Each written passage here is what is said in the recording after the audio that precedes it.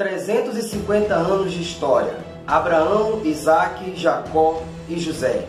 Nação de Israel. Tribo de Judá. Família de Jessé. 2 cidades destruídas. Um garoto poupado sobre um monte. Um filho desaponta o pai. Uma mãe morre ao dar à luz. Deus fala com o homem sobre uma cidade e Satanás conversa com esse mesmo homem acerca de um santo. Seja muito bem-vindo, seja muito bem-vinda. Esse é o Estágio ou Patriarcado.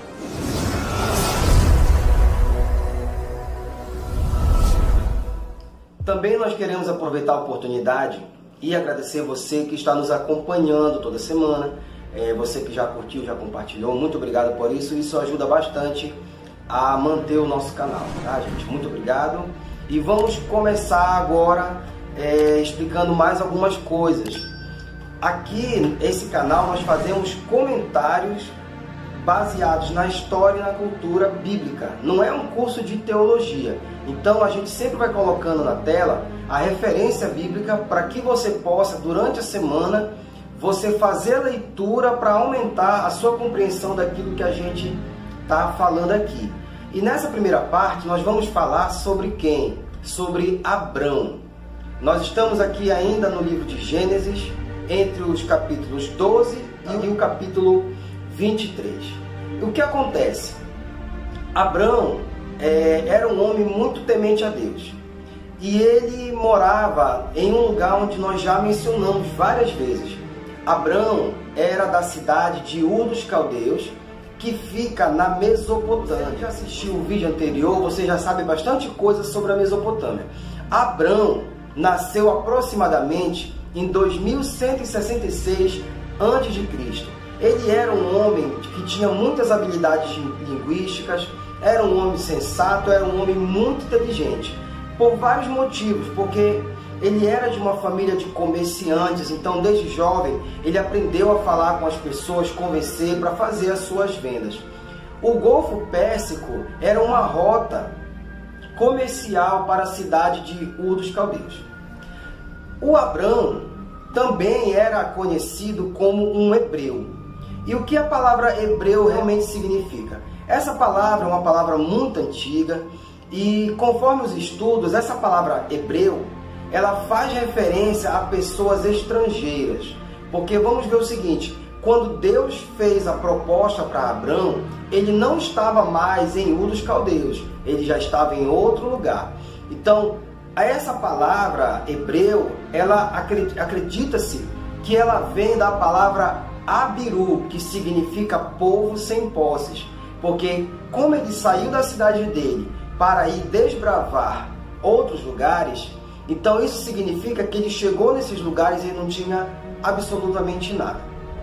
Abrão é conhecido como o grande pai na fé.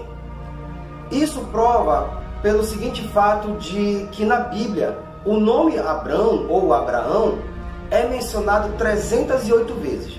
234 vezes no Antigo Testamento e 74 vezes no Novo. Nós estamos, como falei, no livro de Gênesis. A história toda que Gênesis conta soma o total de 2.350 anos. Desses 2.350 anos, 2.000 anos estão cobertos pela criação, queda, dilúvio e Torre de Babel.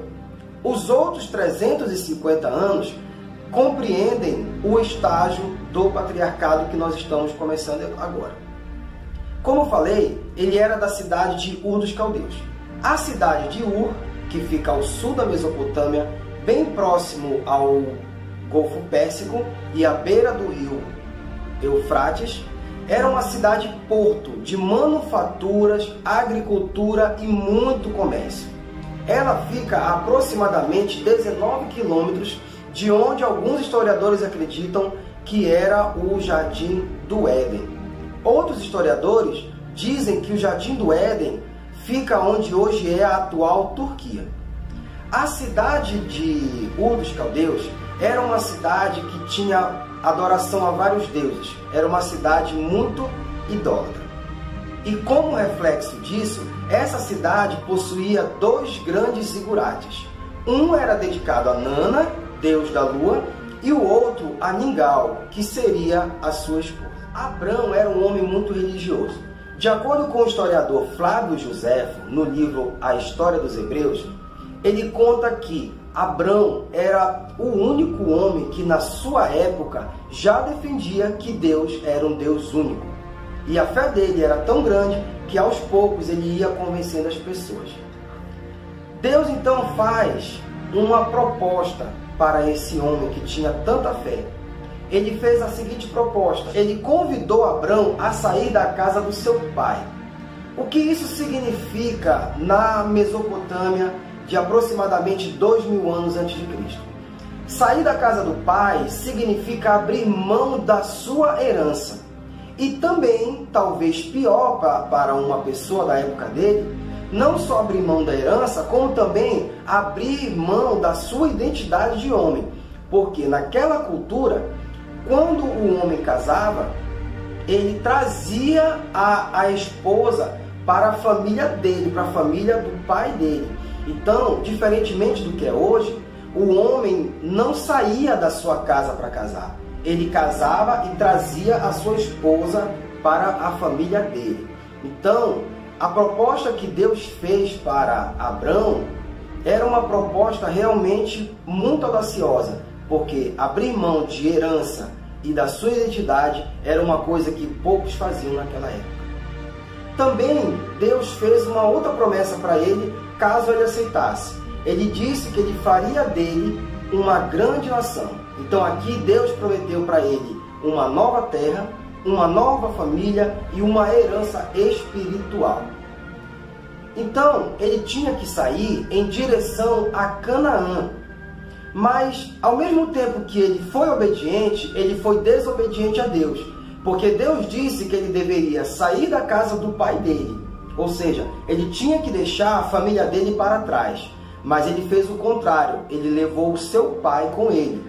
E como nós sabemos, o seu pai morreu no meio do caminho, porque ele tinha desobedecido a Deus. Ele também tinha um sobrinho chamado Ló. E tanto Ló quanto Abrão, eles eram pastores nômades. E eles precisaram se separar por causa da necessidade de terra para o pastoreio. Os seus funcionários tinham brigas por causa de terras. Porque quando as ovelhas ficam em algum lugar, depois que o pasto acaba naquele local, ou então por questões climáticas, eles precisam se locomover para outras regiões. E quando isso acontecia, havia discussões entre seus funcionários. E como Abrão e Ló eram dois parentes que se gostavam muito, eles decidiram separar os seus negócios para que eles pudessem manter a sua relação familiar. Então o que acontece? Abrão foi para a cidade de Hebrom, já próximo ao pé das montanhas. E Ló foi para o sentido leste, para o lado das planícies, ao longo do Rio Jordão, próximo a uma cidade que estava em grande crescimento, e ele ficou próximo à cidade chamada Sodoma. Após um período, houve guerra entre 9 nações e 5 reis. Até aí, tudo bem, porque era comum que as cidades entrassem em guerra. E os assírios dominaram a cidade de Sodoma. Até aí também nada diferente para aquela época, mas algo aconteceu que deixou Abrão muito triste. Levaram o seu sobrinho como escravo. Então Abrão preparou 318 homens para tirar Ló do exército vencido pelo vinho e cansaço. Abrão atacou durante a noite e eles foram pegos de surpresa. Quando Abrão chegou diante do rei de Sodoma, ele fez uma negociação com esse rei e levou Ló.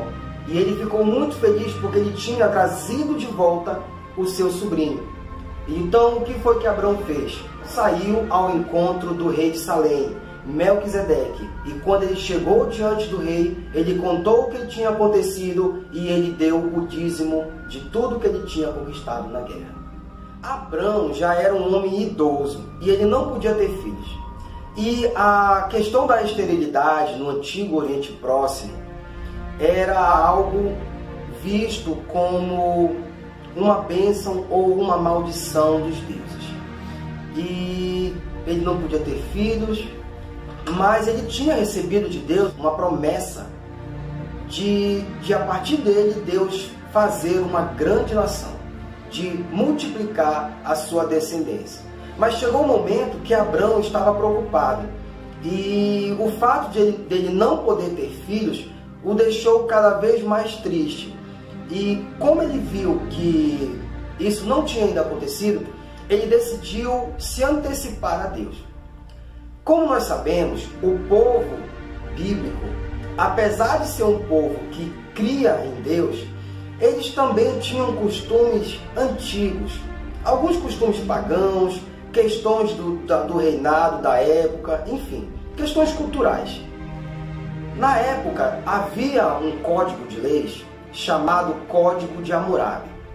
E esse rei Hammurabi, que criou esse código, na questão da fertilidade, então Abrão, ele se baseou nesse código.